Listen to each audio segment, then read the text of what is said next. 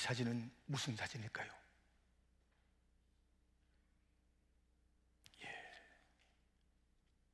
그렇죠. 하나는 광야, 유대 광야의 사진이고요, 하나는 왕궁, 영국의 버킹엄 궁 되겠습니다. 이렇게 너무 대조적인 환경, 상황인 광야와 왕궁, 이렇게 우리가 보았습니다. 지난 8일 영국의 엘리자베스 2세 여왕이 이 세상을 떠나면서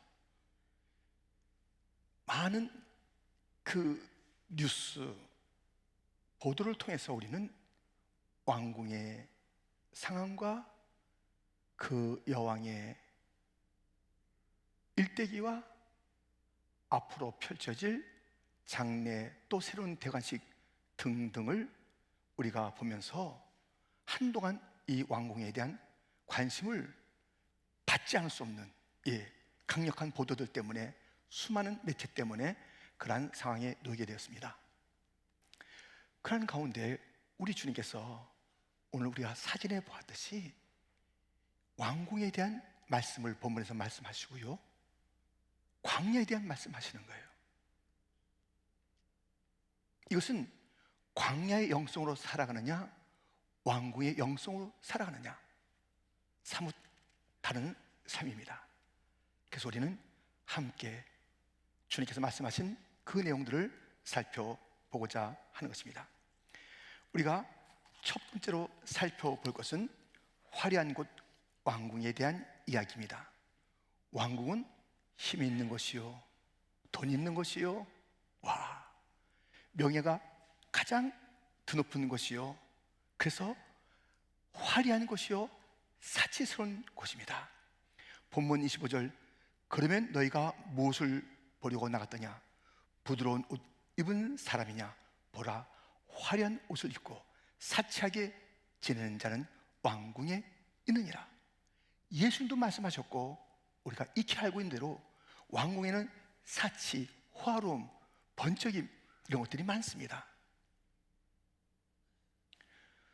1953년, 꼭 69년 전이죠, 엘리자베스 2세 여왕이 대관식하는 그 장면을 잠깐 보겠습니다.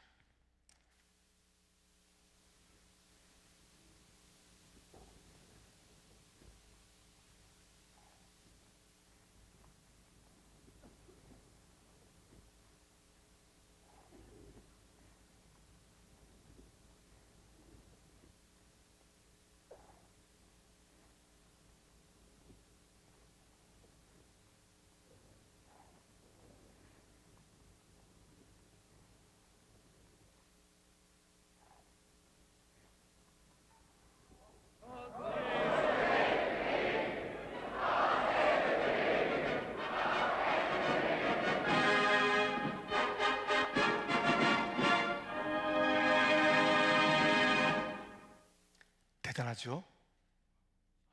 젊은 나이에 왕의 옷을 입고 그 손에는 몇 가지 홀, 통치권을 상징하는 그런 홀들이 쥐어지고요, 다 쥐지 못해서 옆에 사람에게 이제 맡기고다 하는 그런 모습도 있고요, 왕관도 씌워주고 모든 그런 그 신하들이 충성을 다짐하는 그런 대관식, 우리가 잠깐 보았습니다. 물론 군림은 하지만 통치하지 않는다라는 왕실의 전통에 따라서 지난 오랜 세월 동안에 그 여왕이 가타부타 하지는 않았어요.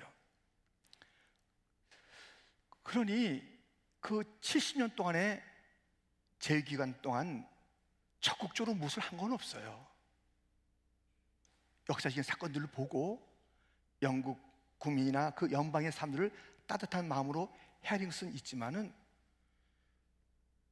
통치는 무슨 통치, 집안도 제대로 못 다스린 사람이에요. 집안도 여기저기서 풍지 박살 날 정도로 왕실을 떠난 아들이 있지 않나, 그냥 분란이 있는, 또 여러 가지 구설수에 오르는 스캔들이 가득한 그런, 자기 식솔도 못 통치하는데 70년 잘했다고요? 그분의 아주 긍정적인 것은 우리가 뭐 기억할 수 있고 또 뭐 말할 수 있겠지만은 실제적으로 통치권을 다 가졌지만 통치를 제대로 못했어요. 그리고 희생이 있었나요? 근데 온 세상이 그 여왕을 막 흠모하고 그 왕궁을 너무너무 대단히 여기고 온 세계가 지금 그런 상황이 됐다니까요. 여러분들, 왕궁이 그렇게 순기를 한 적이 많지가 않습니다. 사울왕 자기도 괴롭고 다른 사람 다 괴롭혔어요. 헤로도 안 그랬어요.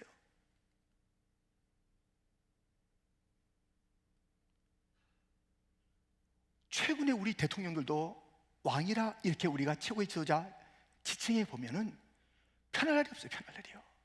있을 때나 퇴임할 때나 편할 날이 없어요. 왜 그 왕궁이 생각만큼 화려하고 또 놀라운 일들이 가득할 것 같은데 쓰라림과 고통이 있냐고요? 이유가 있습니다. 그 자리에서 인생의 가장 큰 본문인 하나님과의 관계를 잘 맺지 못하는 거예요. 신앙이 있었다 하는 자들도 이 정도 되니까 내가 뭐 대단한가 보다 이렇게 생각하고요, 아예 주님과는 멀리 있는 자, 그러니 인생의 가장 큰 중요한 우선순위 하나님과의 관계가 잘못되어 있는, 뒤틀어지기가 쉬운, 잊기가 쉬운 그 자리 편할 날이 있나요? 그럴 수가 없는 것이에요. 그러니 왕이 되어도 통치자가 되어도 힘들 것이고 생각만큼 그렇게 잘 통치하지 못하는 것입니다. 그러나 사람들은 그 화려함 때문에 이야 대단하다, 나도 저런 인생을 살아야지, 황금 밑다는 인생을 살아야지, 많은 자들을 좀 그렇게 내가 다스리는 그런 위치에 좀 올라가 봐야지 하면서 그렇게 왕궁지향적인 삶을 사는 것입니다. 그 화려함, 아마 세계 도시 중에서 맨하탄만큼 화려한 도시가 있을까요? 한 손가락 안에 들어가는 화려함, 아마 으뜸일 수도 있어요. 그런 곳에 우리가 이런 화려함이 있잖아요. 그래서 이것을 보고 또 이것을 부러워하면서 오는데요, 이 화사로움, 사치스러움, 이 화려함들이 인생을 아름답게 가꾸느냐? 안 그래요. 오히려 욕심을 더 내게 만들고 시기하게 만들고 저 자리를 가기 위해서 내가 누구를 밀어내야 할까? 내가 저거면 될 거야 하면서 인생을 왜곡시키는 화려함, 왕궁의 정신이 온 땅에 가득한 거예요.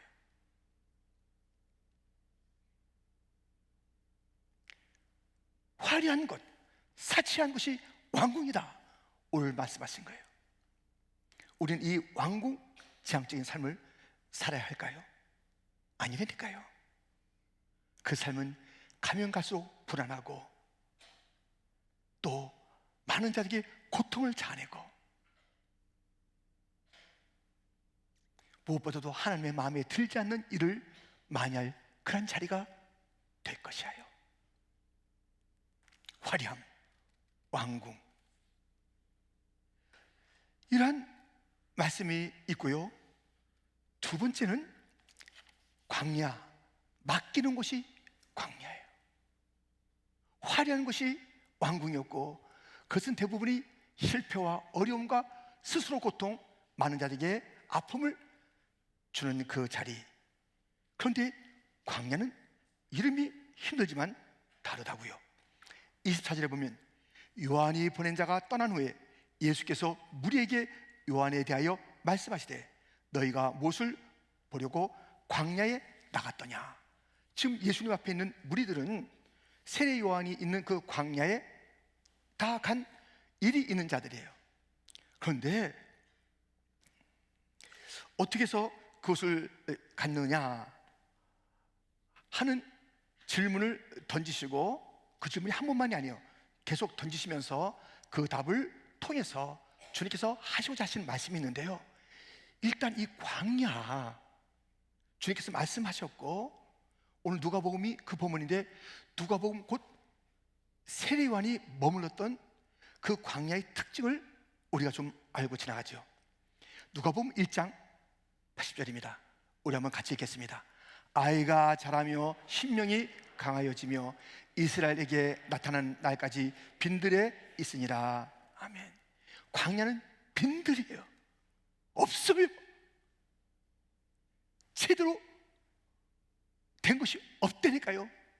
아무것도 없는 것이 바로 빈들이라는 것입니다. 그런데 빈들, 그 광야, 그것을 주님께서 이제 강조하시는 것인데, 빈들이라고요. 주님께서는 그곳에 간 무리들에게 이렇게 확인합니다. 24절 하반절, 너희가 무엇을 보려고 광야에 나갔더냐? 바람에 흔들리는 갈대냐? 그러면 너희가 무엇을 보려고 나갔더냐? 선지자냐? 옳다. 내가 너에게 이르노니 선지자보다도 훌륭한 자니라. 너희가 그 어려운 광야에 나갔다 왔지. 거기서 너희들 뭘 본 거야? 왜 갔댔어? 바람에 흔들리는 갈대냐? 광야라는 것은 어려운데요, 기껏 어려운 데 가서 무엇을 보냐면 바람에 흔들리는 갈대예요. 곧 환경을 보는 거예요. 힘든 일들을 갖다 거기서 또 보는 거예요. 그 힘든 그런 광야 속에서 더 낙심이 되고 더 속이 상한 거예요. 거기서 또 보는 환경이, 광야라는 환경이, 빈들이라는 환경이 너무 척박한 곳인데, 거기서 보는 것이 흔들리는, 바람에 흔들리는 갈대를 보고 있으니 점점 마음이 더 불안하고 괴로운 그 일들이 광야에서 있었느냐? 너희가 무엇을 봐야 돼? 선지자잖아. 광야에서는 선지자를 봐야 돼. 그것이 옳은 거야. 광야의 영성에 옳은 것은 선지자를 만나는 것이에요. 더 훌륭한 선지자, 곧 세례요한을 만나는 것이에요. 그 선지자와 세례요한이 무엇을 거기서 외치냐면 예수님을 외치는 것이에요. 광야는 바람에 흔들리는 갈대를 보러 가는 것이 아닙니다. 선지자 만나는 곳이에요. 훌륭한 선지자의 이야기를 듣는 것이에요. 그들이 누구를 얘기합니까? 예수님, 내 길을 다 예비하는 자들이다. 선지자 세례요한이 그들이다. 그들의 음성을 들어라. 곧 나에 대한 이야기를 들어라. 이것이 광야 생활에 옳은 것이다. 광야 생활에서 흔들리지 않으려면 가장 중요한 나, 예수의 이야기를 광야에서 듣는 것이야. 그것이 옳은 것이야. 광야 생활이 옳다는 것이에요. 왕궁을 지하는 것이 아니라 광야의 영성으로 살라는 것이에요. 광야의 영성은 무엇에 집중한다? 예수님에게 집중한다라는 그 말씀을 오늘 들려주고 있습니다. 선지자, 선지자는 누굽니까? 자기가 하고 싶은 얘기를 하는 자들이 아니에요. 자기가 경험한 것을 말하는 자들이 아니에요. 선지자는, 참 선지자는 하늘이 보여주시고 하늘이 들려주신 그 음성과 그 뜻들을 끌어오르는 그런 마음으로, 그렇기 때문에 선지자들은요, 가슴이 항상 이게 감정이 뜨고 있어요. 논리적, 그보다 더 뜨거운 것이에요. 하나님께 받는 그 말씀을 감출 수가 없고 멈출 수가 없어서 쏟아내는 자들이 바로 선지자라요. 하나님께서 말씀하신 것을 지체 없이 쏟아내는 그 선지자들. 그렇기 때문에 광야 사람들의 특징은요, 아무것도 없지만 하늘의 관점으로 세상을 보는 거예요. 하늘의 뜻이 광야 생활 속에 너무너무나도 중요한 것입니다.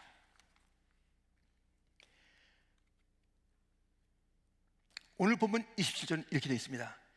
기록된 바 보라, 내가 내 사자를 내 앞에 보내노니 그가 내 앞에서 내 길을 준비하리라 한 것이 이 사람에 대한 말씀이라. 예수님이 광야에 있으니 내 계획이 필요 없는 것이 광야예요. 광야의 영성을 가진 자들이요. 내 계획을 가지고 광야 생활을 하겠다고요? 아니에요. 아까는 할 수 없고 방향조차 모르는데 광야에서는 내 계획이 있을 수가 없어요. 그러나 거기는 누가 계셔요? 주님이 계셔요. 선지자와 세례요한이 그렇게 외쳤던 예수님이 거기 계시기 때문에 나는 계획이 없어도 괜찮아요. 방향을 몰라도 괜찮아요. 거기에 예수님이 계시기 때문입니다. 오늘 우리 찬양대가 찬양한 대로 우리 광야를 지나며 이라는 가사를 담고 있지 않습니까? 왜 나를 깊은 어둠 속에 홀로 두시는지, 어두운 밤은 왜 그리 길었는지, 나를 고독하게, 나를 낮아지게 세상 어디도 기댈 곳이 없게 하셨네. 광야에 서 있네. 주님만 내 도움이 되시고, 주님만 내 빛이 되시는, 주님만 내 친구 되시는 광야, 주님 손 놓고는 단 하루도 살 수 없는 곳 광야에 서 있네. 주께서 나를 사용하시려, 나를 더 정결케 하시려 나를 택하여 보내신 그곳 광야, 성령의 내용을 다시 태어나게 하는 곳 광야에 서 있네. 우리 내 자, 거기부터 같이 한번 읽을까요? 내 자아가 산산이 깨지고 높아지려 했던 내 꿈도 주님 앞에 내어놓고 오직 주님 뜻만 이루어지기를, 나를 통해 주님만 드러나시기를 광야를 지나며. 그렇습니다. 이 광야라는 것은요, 힘들고 어렵고 다른 기댈 것이 하나도 없어요. 주님만이 소망인 그런 광야예요. 근데 이 광야에 어떻게 이르게 되었는가? 이 시를 쓴 사람도 그렇고요, 성경에서도 일러줘요. 이 광야는 우연히 들어서게 된 것이 아니에요. 광야는 내 의지로 가게 된 것이 아니라고요. 이스라엘 백성들이 애굽 땅에서 이 광야로 오게 되기까지 이스라엘 백성들이 어느 누가 계획했습니까? 어떤 우연이라는 것이 거기에 있었습니까? 하나님이 광야로 보내신 거예요. 광야를 지나며 이 찬송도 그것이에요. 나를 이곳으로 보내신 이는 하나님이시다. 광야는 내가 이게 잘못 온 곳이야, 이게 웬일이야, 그런 것도 아니고요, 내가 이 광야에 이르렀어 하는 것도 아니고요, 하나님이 보내신 것이에요. 그렇게 되면 우리의 삶이 달라지는 것이에요. 내가 있는 그 자리가 아무리 어려워도 하나님이 보내셨다, 그리고 그 자리는 주님이 함께 계시다, 이것을 알고 있는 자는요, 어떠한 자리에서도 원망이 없습니다. 어떤 자리에서도 불평하지 않습니다. 어떤 자리에서도 감사가 있는 것이고, 찬양이 있는 것이고, 소망이 있는 것이고, 할 일을 찾는 것이에요. 내가 있는 그 자리, 지금 있는 자리가 힘드세요? 누구에게 어려움을 당했어요? 무엇인가 빼앗겼어요? 건강을 잃었어요? 실패했어요? 어떤 자리든지 그 자리는 하나님이 나를 그 광야의 자리에 이르게 했다, 주님이 이 자리에 분명히 함께 계시다, 이것만 알고 있으면요, 그 광야, 어려운 자리는 낙심의 자리가 아니라, 불평의 자리가 아니라, 내가 왜 이 자리에 있는 거냐 하면서 따지는 자리가 아니라, 감사의 자리요, 사명의 자리요, 소망의 자리요. 한국에서요, 어이없는 일이 한 번 있었습니다. 한 달요, 한두 달 됐을까요? 아마 보도를 보셨을 거예요. 그 이제 제주도 가는 그 비행기에서 해프닝이 벌어진 거예요. 그 제주도 한 40분이면 가거든요, 서울에서. 근데 그렇게 짧게 가는데 어떤 사람이 그 비행기에 어떤 아이를 태우고 어떤 부모가 탄 거예요. 그러니까 조금 이제 아이가 울었죠.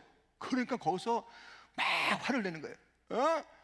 나도 말이야, 이거 좀 한번 편하게 가려고 그러는데 애를 갖다 태워가지고 이렇게 시끄럽게 만들고 말이야 하면서 막 소리 지르는 거예요. 그리고 그 사람 잡혀갔어요. 아니, 그 자리를 다 이렇게 보면 되잖아요. 이 자리, 아니 불편할 수 있죠, 당연하죠. 그렇다면 그 자리에서 그거 얼마 가는 동안에, 아니 뭐 10시간 가는 것도 아니고 40분 가는 동안에, 아이고 애가 참 예쁘게 생겼어요.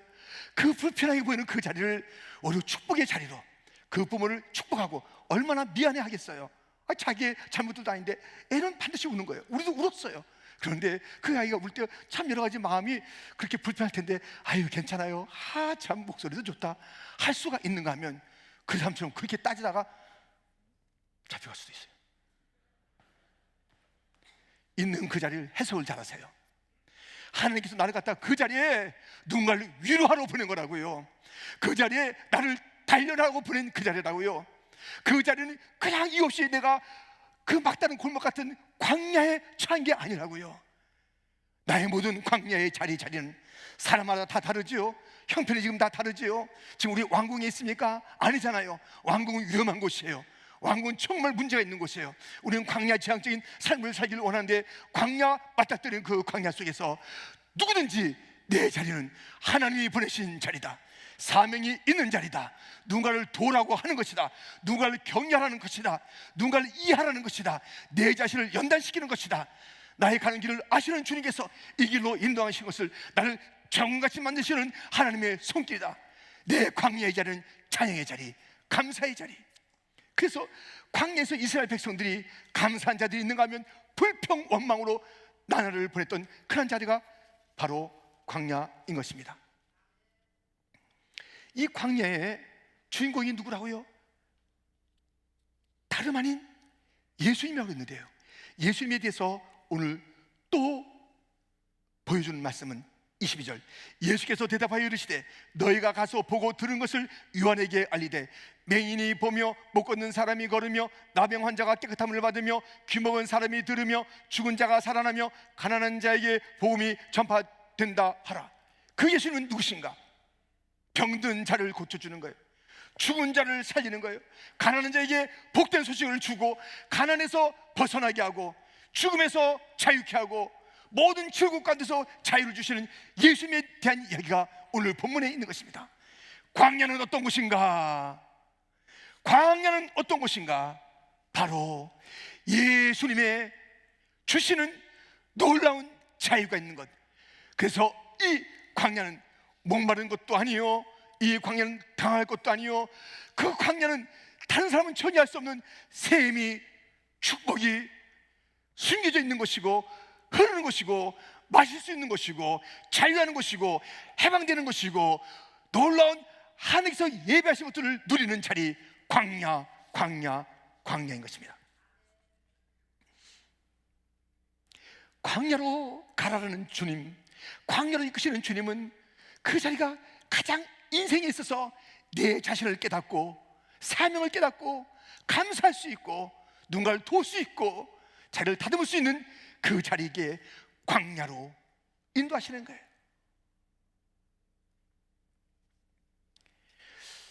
여러분들 이 영화가 이제 기억나시는 분 계실 거예요.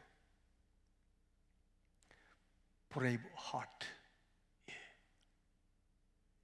이것은 너무나도 참 유명한 영화인데 안 보신 분은요, 오늘 제가 짧게 보여드릴 테니까는 일단 그걸로 위로를 받으시고.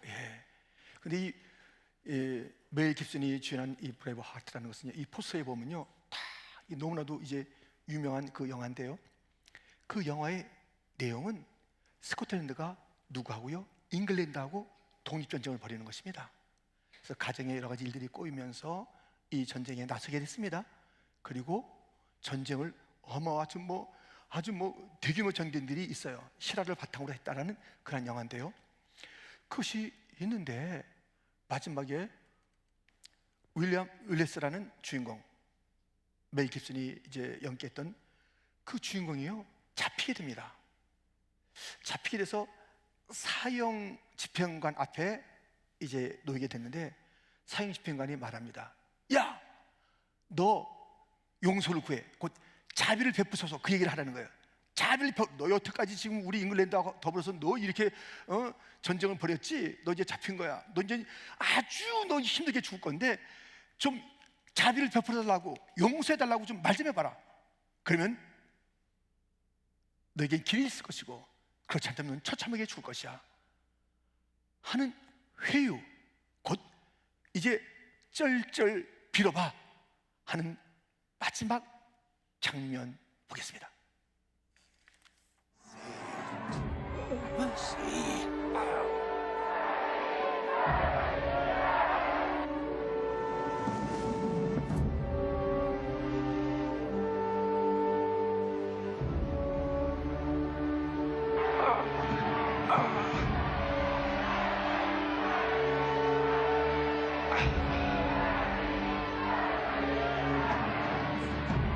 Merci, Willie.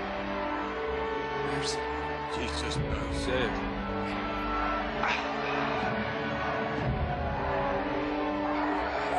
The prisoner wishes to say a word.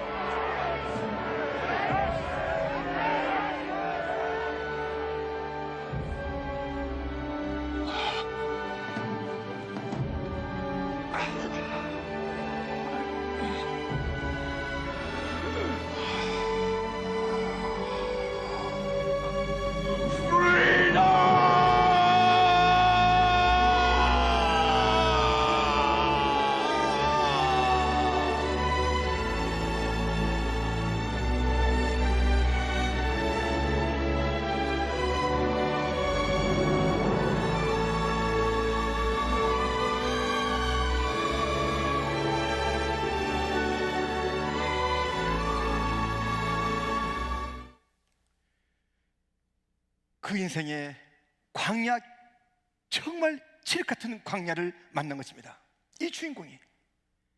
그런데 야, 잘못했다고 그래, 용서해달라고 그래, 자비를 좀 네가 구해봐, 그러면 된다니까. 막다른 곳에서 그는 지금 막 정말 힘든 상황에서 자비를 좀 베푸시지요. 용서해 주세요, 제가 그동안 잘못했습니다. 한두 마디 해서 그 어려움에서 벗어날 수도 있을 것입니다. 그런데 그는 여전히 애국자로서, 나를 위한 사람으로서 자기가 해야 될 가장 중요한 그 말을 하는 거예요. 자유, 프리덤.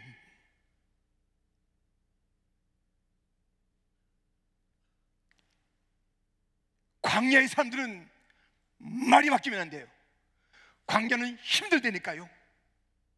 어떨 때는 따갑다니까요. 어떨 때는 춥다니까요. 어떨 때는 흔들거린다니까요. 어떨 때는 막 옆에 사람들이 막 유혹한다니까요. 그런데 그때마다 광야에 있는 자들은 바람 따라 흔들리는 갈대 같은 삶을 살게 하려면 단 하나 분명한 메시지가 있으니, 그것은 곧 진리, 예수, 자유. 진리를 알지니 진리가 너희를 자유케 하리라. 자유가 복음이에요. 이 주인공에게 있어서는 괜찮은 그 단어가 있는 거예요. 자유. 스코틀랜드의 자유를, 자기가 갖고 있는 복음의 핵심을 외친 거라고요. 광야의 사람들이 아무리 어려워도 광야에 찬바람 불더라도 앞으로 남은 길 멀지 않네. 멀지 않았으니까 다른 얘기하지 마세요. 광야, 귀한 광야 생활하는데 그 고난의 길, 주님께서 말씀하신 대로 너희가 나를 따르거든 자기를 부인하고 날마다 제 십자가를 지고 나를 따를 것이라 말씀하신 그 주님을 따라가는 광야의 길을 간다면, 어떤 날의 주제가 달라. 어떤 날은 애들이 주제야, 어떤 날은 남편이 주제야, 어떤 날은 아내예요, 어떤 날은 건강이에요, 어떤 날은 이것이 가장 큰 가치인 것처럼 얘기하는 거예요. 이거 아니면 안 되는 것처럼 그것에 타협하는 것이에요. 가장 중요한 예수님은 어디 갔고? 우리는 어떠한 상황이 있어도 그 상황 속에서의 왕은 예수, 해결책은 예수. 백문일답이라는 아주 유명한 질문 100가지와 답 하나가 있습니다.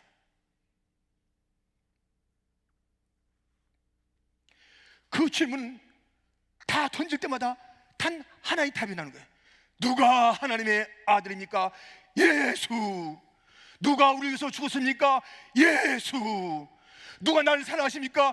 예수. 누가 온 이를 지금도 통치하십니까? 예수. 누가 지금도 하늘에서 그리고 다시 오실 예수. 예수. 광야에서 외칠 것은 예수밖에 없습니다. 예수님밖에 없어요. 광야에 사는 길은 예수밖에 없습니다. 광야에서 영광 돌리는 예수밖에 없습니다. 광야에서 의미 있는 분은 예수밖에 없습니다. 광야를 이길 힘을 주시는 것은 예수밖에 없습니다. 광야에서 다른 자들과 아름답게 그 길을 걸어갈 수 있는 그 아름다운 공동체를 만들어 주신 것은 예수밖에 없습니다. 아무리 어려워도 단 한마디 자유를 외쳤던 윌리엄 윌레스처럼 크리스찬이라면 반드시 예수.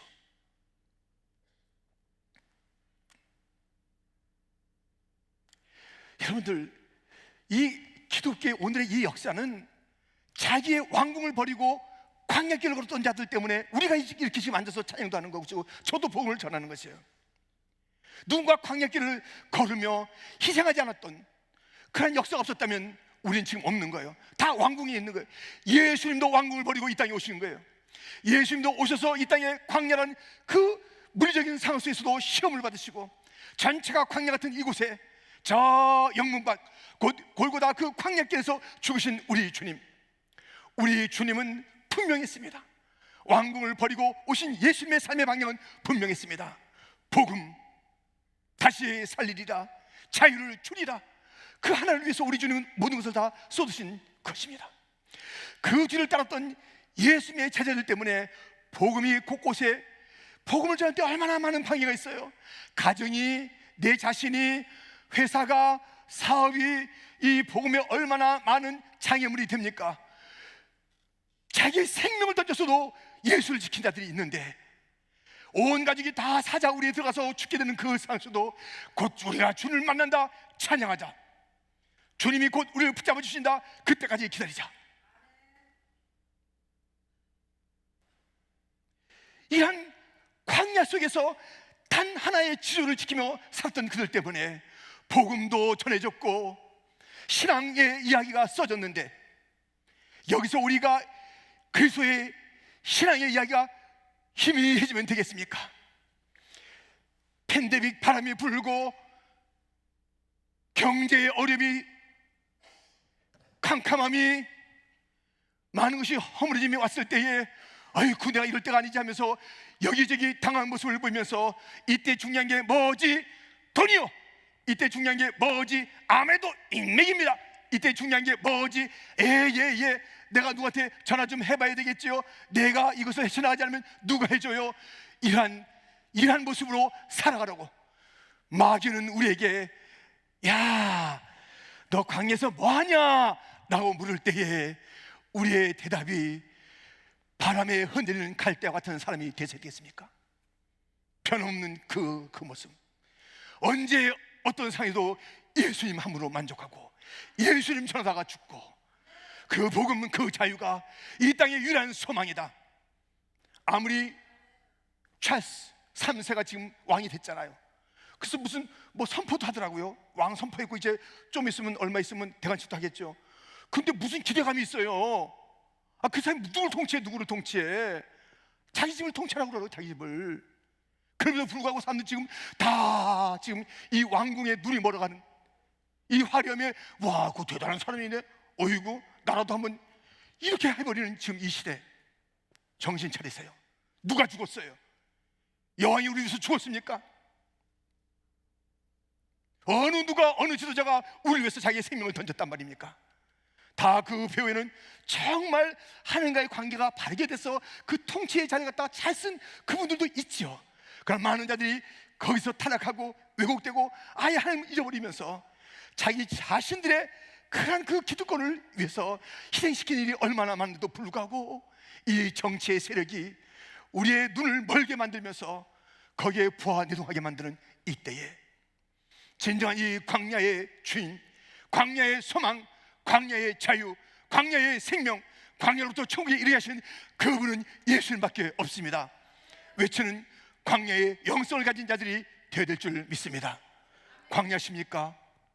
왕궁이십니까? 어디서 사시고 싶습니까? 이 광야에 들어왔는데 불평하며 광야 생활하지 마세요. 찐득하게 주님 오실 때까지 가야지. 그냥 이 광야 어려운 길에 와서 나를 보내시니까 주님이라고 찬양하며 가는 이 길에 얼마나 원망과 다른 자들의 시비와 여전히 왕궁에 대한 흠모와